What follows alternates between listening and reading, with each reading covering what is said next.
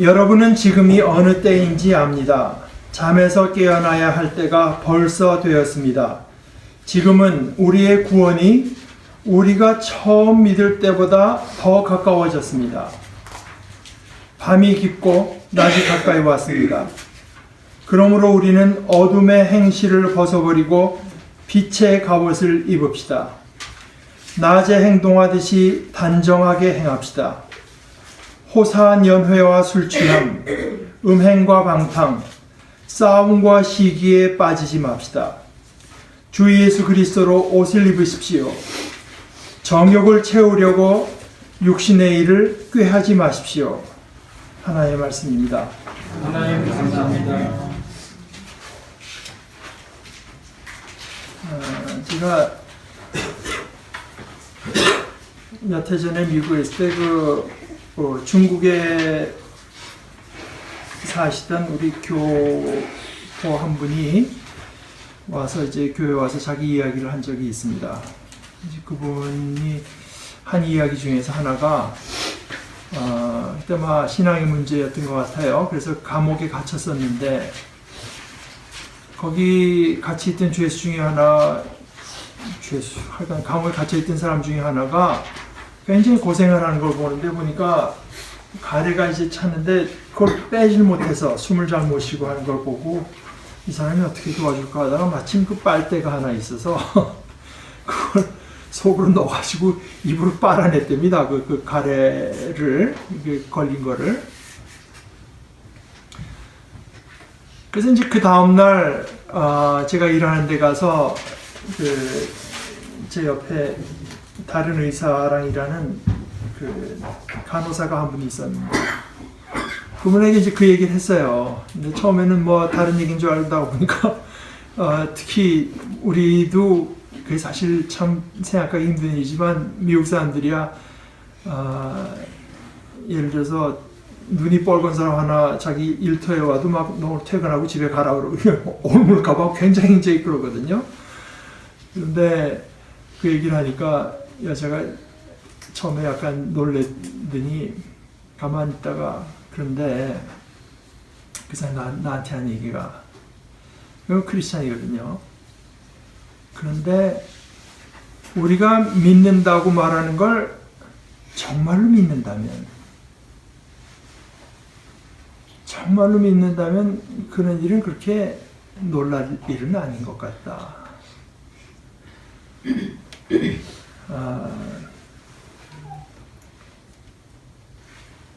제가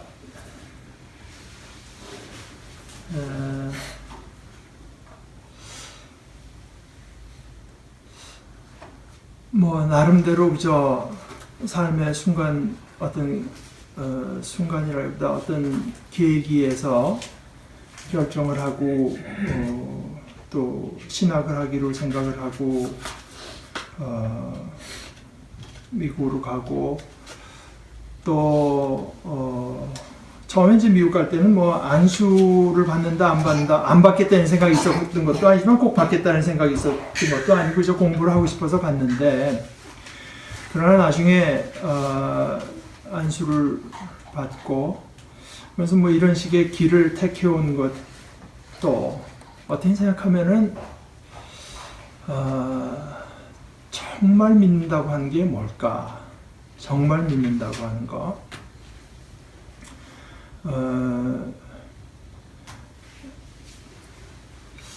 정말 믿고 싶다. 저 말로만이 아니라 정말 믿고 싶고 그러자면은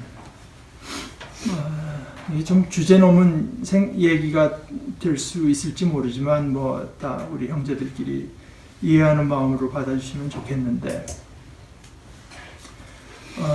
제가 이제 어려서부터 교회 다니면서 듣던 많은 설교나 교회 안의 말이라고 하는 것이 다 맞는 말이죠. 다 맞는 말이고 진리의 말씀인데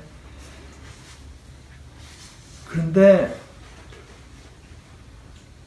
우리 한국식에 약간 좀 부정적인 뜻을 섞어서 말하자면 그저 지당한 말씀, 너무나 맞는 말씀, 너무나 맞는데 최소한 나한테는 그러니까 약간 공허한 말씀.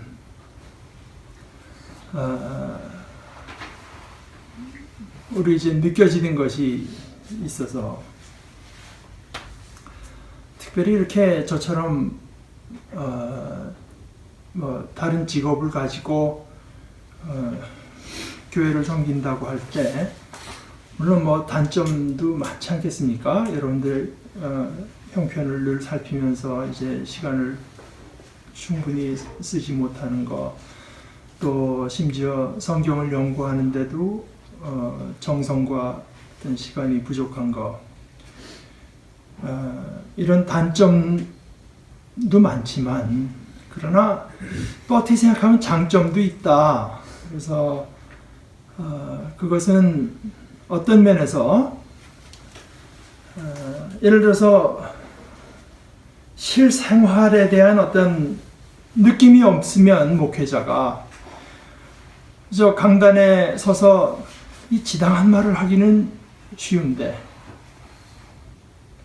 그래서 세상을 사랑하지 말고 하나님을 사랑합시다 말을 하는 건 뭐 지당한 말씀이지만, 그러나 세상에 나가서 뭐 예를 들어서 악을 악으로 갚지 않고 선으로 악을 이긴다 라고 했을 때 과연 와서 자기 어떤 그 이익만 꼬박꼬박 챙기려 드는 어떤 동료나 뭐 심지어 환자나 또는 회사로 봐서도 뭐 보험회사나 이런 것들하고 매일매일 대하면서 악을 선으로 대한다고 하는 것이 과연 어떤 일이고 그것이 얼마나 힘든가. 우리 평신도, 우리 크리스찬들은 다 그 척박한 데 가서 믿음의 삶을 하루하루 많은 유혹과 또는 심지어 위협과 어떤 어려움을 겪어가면서 믿음의 생활을 해야 되는데, 거기다 대고 그렇게 지당한 말씀만 하고 있는 것보다는, 물론 저도 이제 같은 형편에서 뭐 많이 실패하고 내 성질대로 하고 뭐 그런 경우가 너무나 많지만, 뭐 대부분일지 모르지만, 그러나 그걸 같이 겪으면서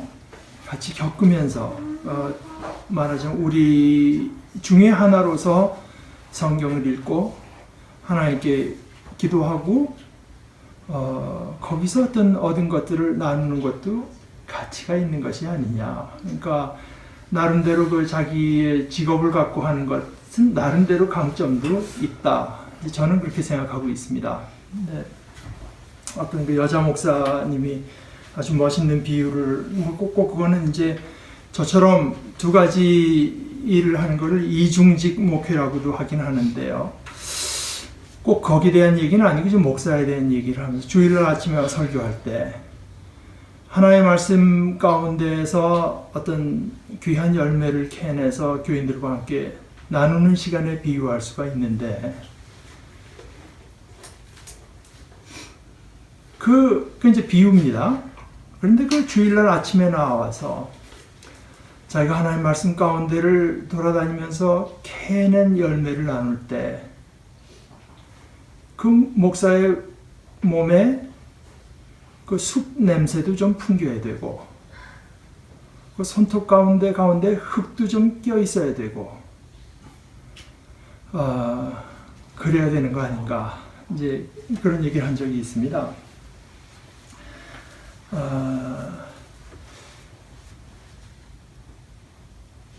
이제 어떤 때는 말입니다. 그런데 어떤 때는 그 지당한 말씀으로 밖에 할 수 없을 때도 있는 것 같아요. 오늘 바울 사도가 한 얘기가요. 11절 중간에서부터 보면, 지금은 우리의 구원이 우리가 처음 믿을 때보다 더 가까워졌습니다. 뭐 당연히 그렇지 않습니까? 예수 믿고 벌써 뭐 몇 년 됐으면은 이제 예수님께서 오셔서 모든 것을 회복하실 때가 몇 년이라도 더 가까워진 거 아니겠습니까? 주님 오실 때가 이제 가까워질수록 이 사도의 눈으로 보기에는 또 성령의 감동을 받는 눈으로 보기에는 밤이 깊었습니다. 이 세상에 온갖 어떤 죄악된 일이 이제 득세하는데 그걸 뒤집어서 생각해 보면 낮이 가까웠다는 얘기다. 결국 주님께서 오셔서 하나님의 뜻대로 이 만물을 회복하실 것이 틀림없는데 그때가 가까웠습니다. 밤이 깊고 낮이 가까웠습니다. 그러므로 우리는 어둠의 행실을 벗어버리고 빛의 갑옷을 입읍시다. 왜냐하면 우리는 거기 속한 사람이기 때문에 어둠의 행실을 벗어버립시다. 현재 우리를 많은 부분에 있어서 좌우하고 심지어 지배하는 것은 어둠의 행실, 어둠에 속했을 때 생각하고 판단하고 분별하고 살아가던 어떤 습관이 우리를 많이 붙들고 있기 때문에 우리가 의식적으로, 의도적으로 그것을 벗어버려야 됩니다.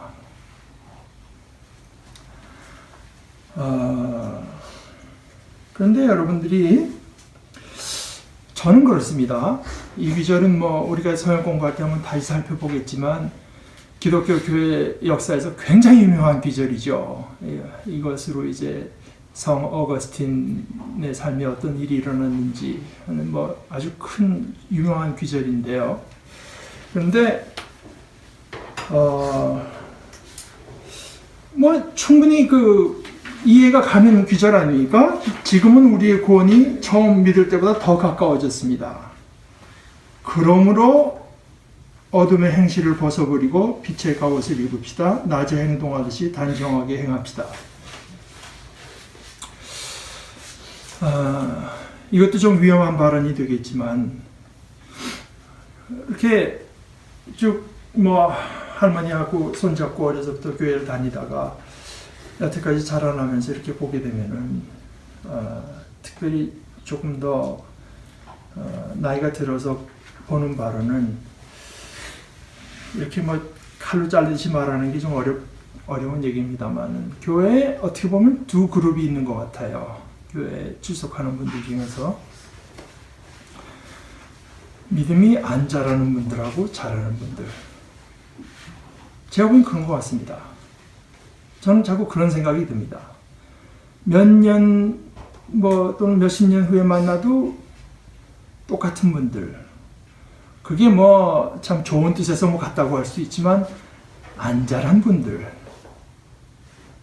저분이 그 사이에 이런 어떤 신앙의 성숙이 삶에 나타났구나 하는 것이 잘 보이지 않는 분들이 있고, 이건 확실히 뭔가가 하여간 달라진 것 같다. 성숙해 있는 것 같다. 확신은 더한 것 같다. 이런 분들이 이제 또 있는 것 같습니다. 근데 제가 오늘 말씀드리고자 하는 것은 여기에서 지당한 것 같은 말씀 아닙니까? 이제 주님께서 오실 때가 우리가 믿은 때보다 몇 년이라도 더 가까워졌으니까 그러니까 우리가 빛에 속한 사람들답게 삽시다. 근데 당연하긴 한데 여기 그러므로가 여러분들에게 어떤 힘을 가지는지 모르겠어요. 얼마나 실감나게 들리는지. 그래 내가 벌써 예수 믿은 지 몇십 년 됐으니까 더 가까워졌지.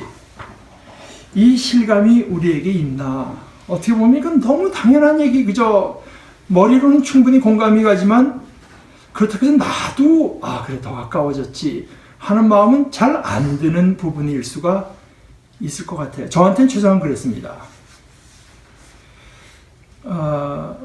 머리로는 충분히 이해가 가나 이것이 내 삶에서 그래 나 오늘 하루 더 가까워졌다. 이것을 실감하면서 살기는 별로 이게 저한테는 이렇게 뭐라고 하냐, relevance, 그러니까 저한테 와닿는 것 같지는 않은 부분. 그런데 보게 되면 바울 사도가 그렇게 지당한 얘기를 한 것이 성경에 기록됐을 리가 있겠습니까? 예를 들어서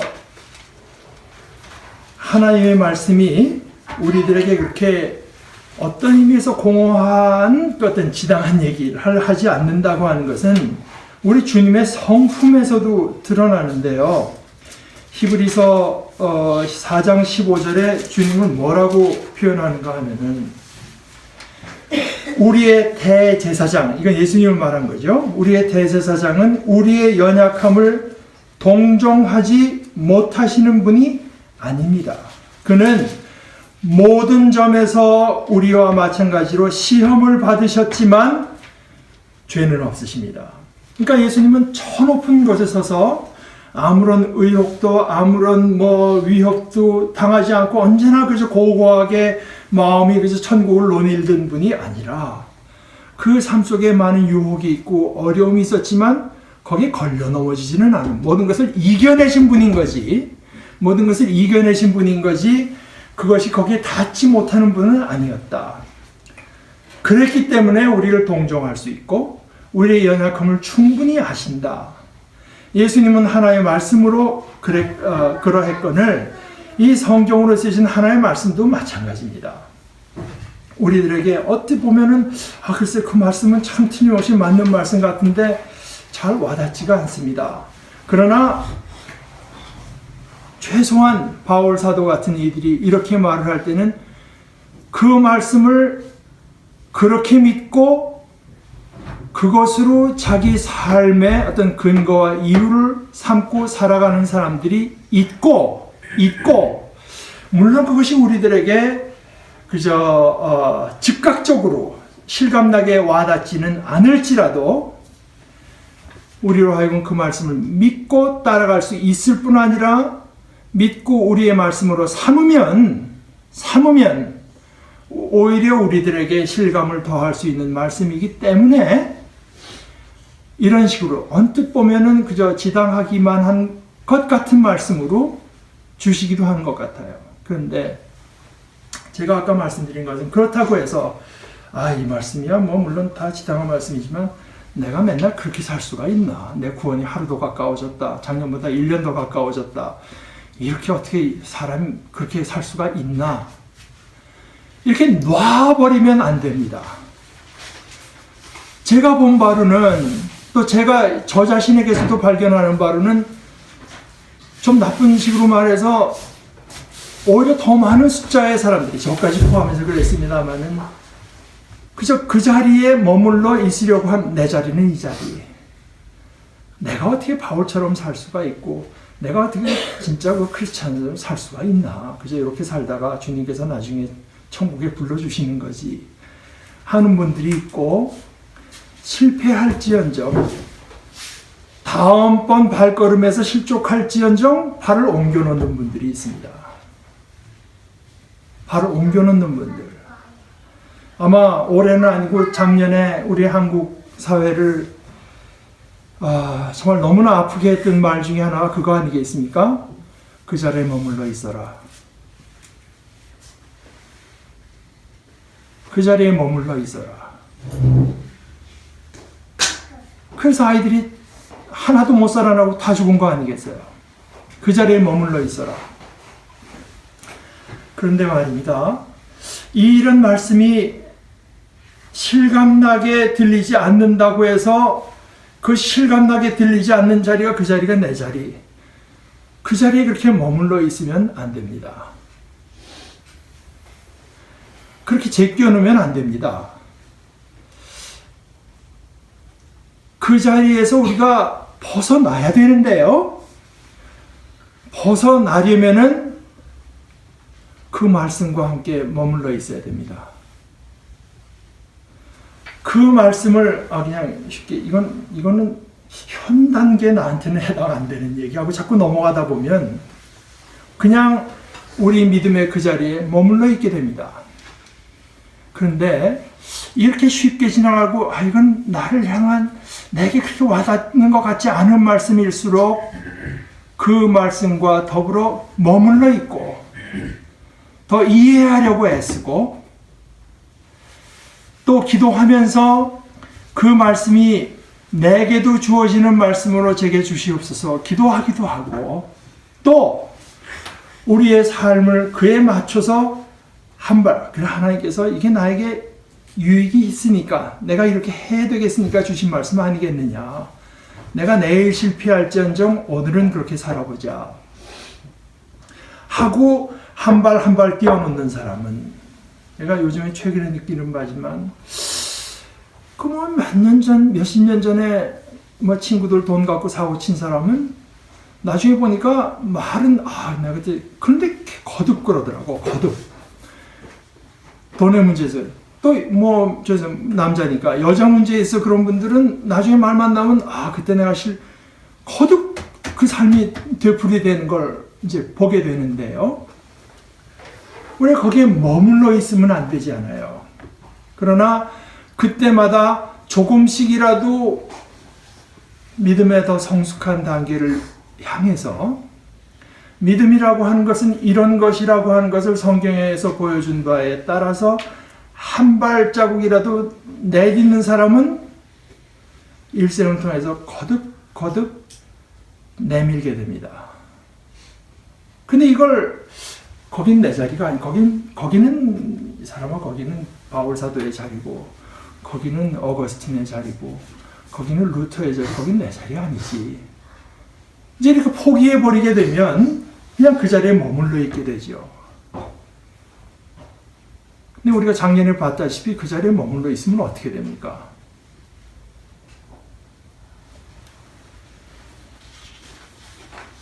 본 회포라고 하는 사람이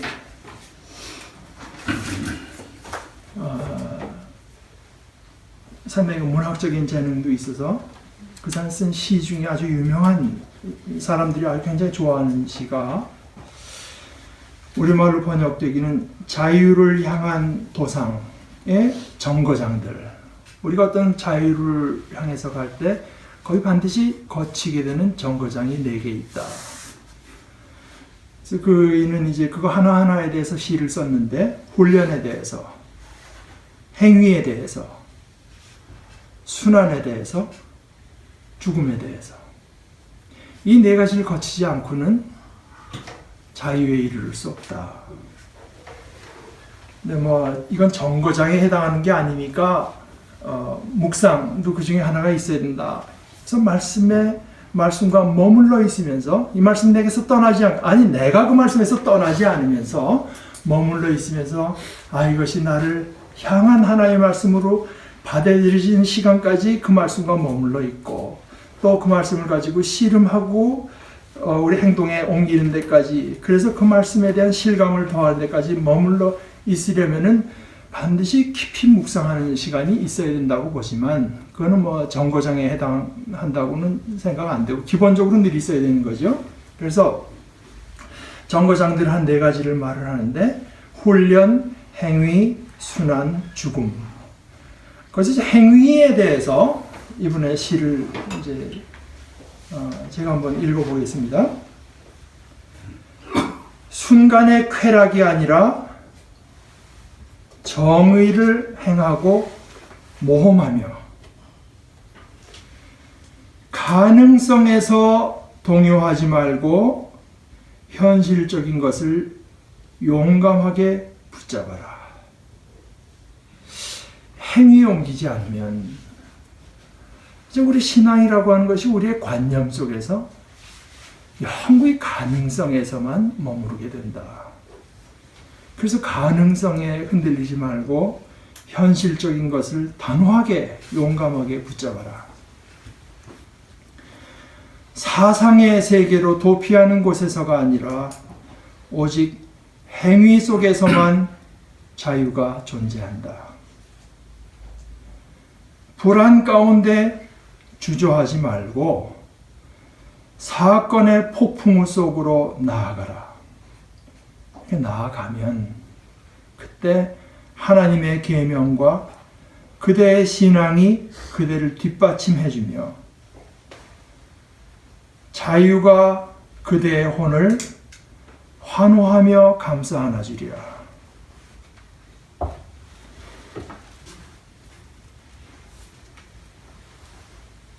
지금은 우리의 구원이 우리가 처음 믿을 때보다 더 가까워졌습니다. 밤이 깊고 낮이 가까이 왔습니다. 그러므로 우리는 어둠의 행실을 벗어버리고 빛의 갑옷을 입읍시다. 그러므로 하는 말이 여러분들에게 깊이 와닿지 않을지라도 우리의 행동 가운데서, 우리 하루의 삶 가운데서 저 뒤에 말하는 것처럼 어떻게 하면 오늘도 새로운 펀을 누릴까? 새로운 낙이 있을까? 어떻게 하면은 다른 사람들하고 뭐가 있는데 거기서 나를 내세워 볼까? 하는 것들을 이제까지 어두움의 일로 인식하고 벗어버리고 그리스도로 옷 입는 삶을 오늘 하루도 살아보리라. 오늘 하루도 살 수 있게 해주십시오. 그리고 또 시간을 따라서 사실은 하루에 한두 번씩이라도 체크를 하면서 살아가다 보면 우리는 언젠가 바울 사도의 입장에서처럼 그래, 우리 구원의 때가 점점 가까워온다. 그러니까 내가 궁극적으로 속하게 될 구원의 나라에 합당하게 오늘도 살아야 되겠다 하는 어떤 실감을 우리의 것으로 할 수 있을 것으로 생각합니다. 그렇게 믿습니다. 우리 같이 기도하십시다.